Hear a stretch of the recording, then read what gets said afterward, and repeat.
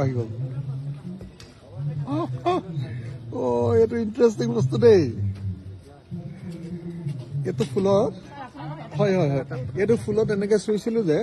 এইটো ওপৰৰ পৰা গুচি আহিলে এইটো বৰ বেলেগ ইণ্টাৰেষ্টিং চোন হে এইটো আকৌ গুচি যাব নাই ৰ'ব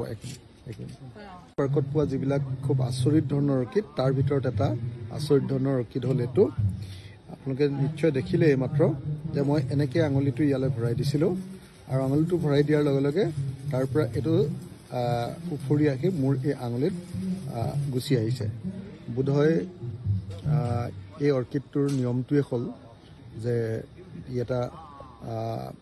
মানে আমি বহুত ঠাইত এনেকৈ দেখিছিলোঁ যে বিভিন্ন ধৰণৰ পোক পৰুৱাক এট্ৰেক্ট কৰিবৰ কাৰণে আকৰ্ষণ কৰিবৰ কাৰণে আৰু তেওঁলোকৰ প্ৰজননৰ কাৰণে তো এই ধৰণৰ কৌশল অৱলম্বন কৰে এইটো মই খুব ভালকৈ নাজানো কি কাৰণে হ'ল কিন্তু ইয়াত আঙুলিটো দি দিয়াৰ লগে লগে এনেকৈ এই গোটেই ফুলটোৰ পৰা এনেকৈ গুচি আহিলে মই ক্ল'জ ল'বলৈ অনুৰোধ কৰিছোঁ ক্ল'জ আৰু তো প্ৰকৃতিৰ এই সাংঘাতিক ধৰণৰ খেয়ালি এনেকুৱা ধৰণৰ স্বভাৱ